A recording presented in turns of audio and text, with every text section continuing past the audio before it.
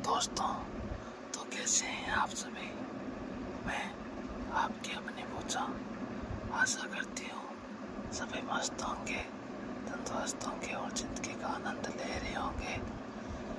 आपने पहले गाने में सुना कि मैं और मेरे पति हम अपने ज़िंदगी का आनंद ले रहे थे, लेकिन तभी मेरे पति का ट्रांसफ़र हो जाता है और वो मुझसे अलग हो जाते हैं। तो फिर अभी दूसरे पार्ट में आप सुनेंगे कि मैं उनसे मिलने बस में जा रही हूँ। तो कहानी शुरू करते हैं। मैं जैसे ही बस में चढ़ी तो सभी सीटें भरी हुई थी, कुछ लोग खड़े हुए थे, तो मैं भी एक सीट के पास गई और खड़ी हो गई। कुछ देर में बस चल गई। 10 मिनट बाद अगले गांव का बस स्टैंड आया तो कुछ लोग बस में आ गए। छोटी बस थी, पूरी भरी हुई थी।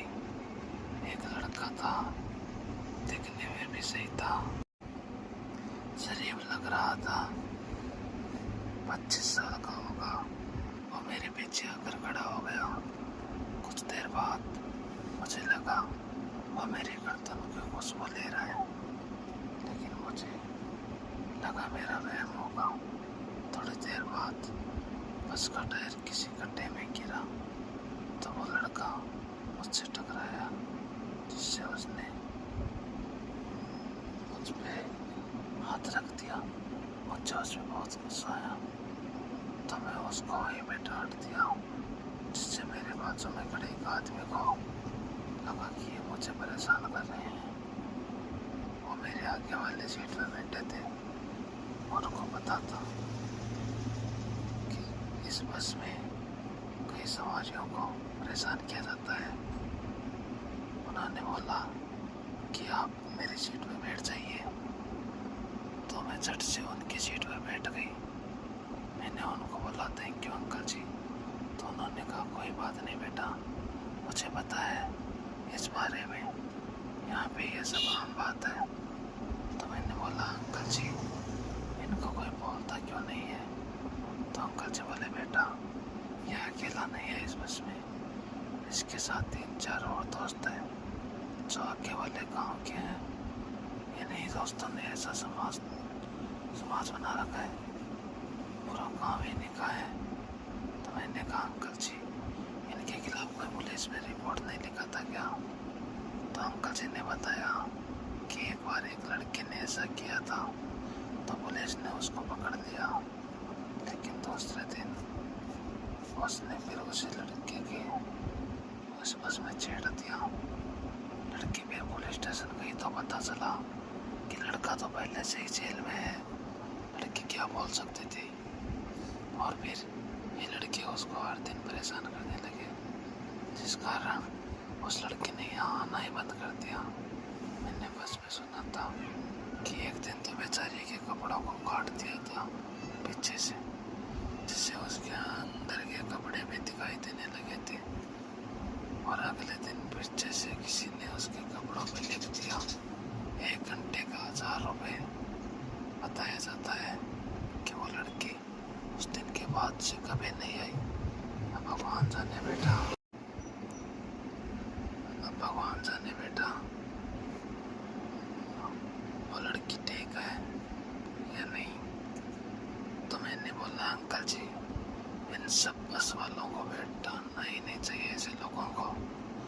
तब अंकल ने बताया कि हमारे यहाँ पे 2 ही बस आती है, एक 7:30 बजे सुबह और एक 3 बजे।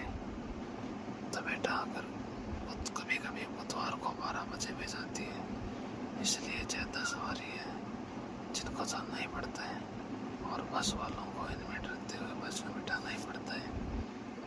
मैंने अंकल की बात सुनी, फिर मैंने अपना फ़ोन निकाल लिया। मैं उसको देख रही थी। मैंने जैसे ही ऑन किया तो मैंने देखा अंकल मेरे ही ऊपर से देख रहे थे और मेरे तोतों को घूर रहे थे। अंकल की गंदी नज़र मेरे ही बॉल्स पे थी। वो उनकी गहराइयों में उतरने की कोशिश कर रहे थे। मैंने अपना पल्लू जल्दी से सही किया तो अंकल को खांसी आ गई। उनको समझ आ गया कि मैंने उनको पकड़ लिया है। मैं मन में सोच रही थी कि साले बुड्ढे उन लड़कों को दोष दे रहा था और साला को तो मुझे बोल रहा है, खाने को तो तैयार हो रहा है बुड्ढा कहीं का। मुझे तब समझ में आया कि उसने मुझे वहाँ पे क्यों बैठाया था, ताकि वो ऊपर से धक्का धक्की कर सके और अपनी आंखों को नैन सुख दे सके, अपने अरमानों को पूरा कर सके।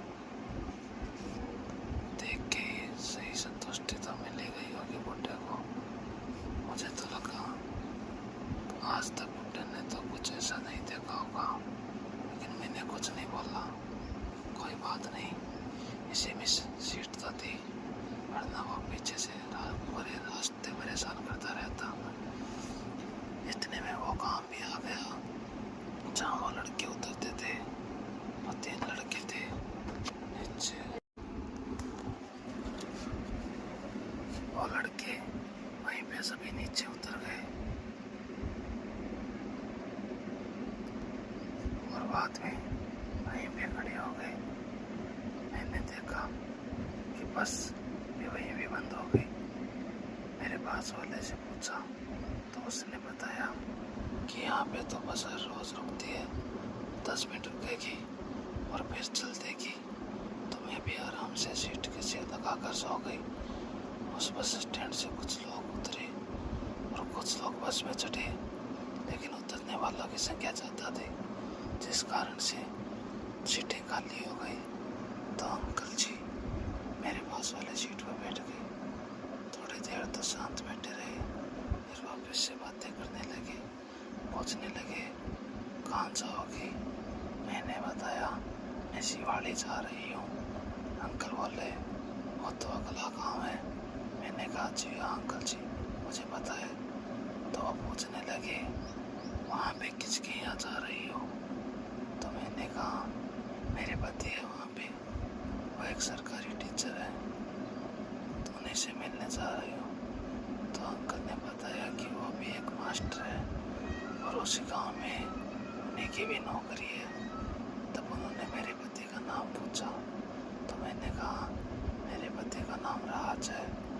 तो उन्होंने कहा हाँ उसको तो जानता हूँ मैं, वो तो मेरे ही स्कूल में है।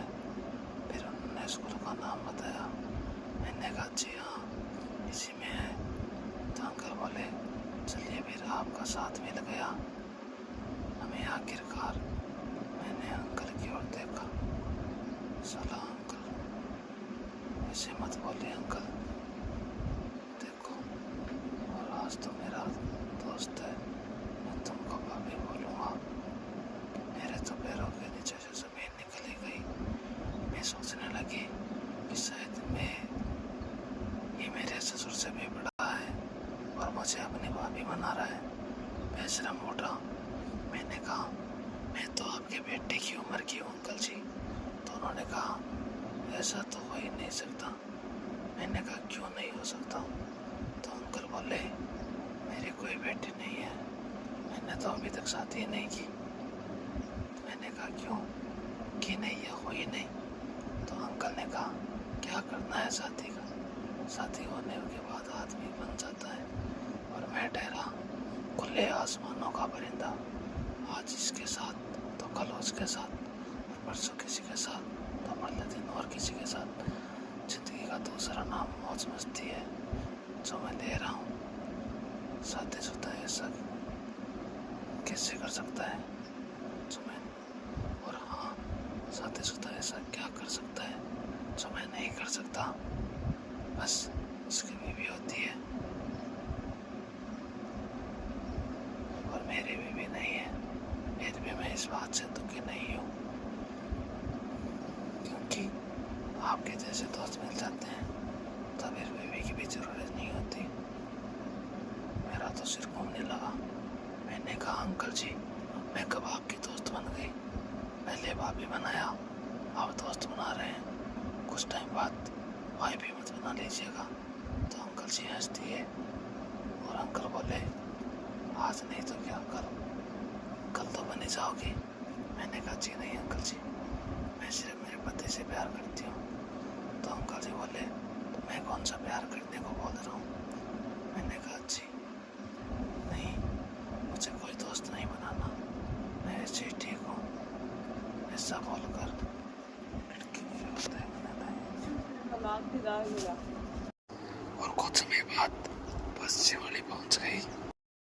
अगर कहानी पसंद आई है तो वीडियो को लाइक करें, शेयर करें, यूट्यूब पे तो सब्सक्राइब करें, फेसबुक पे सुन रहे हैं तो फॉलो करें। ऐसी और नई नई वीडियोज के लिए धन्यवाद। Love you guys.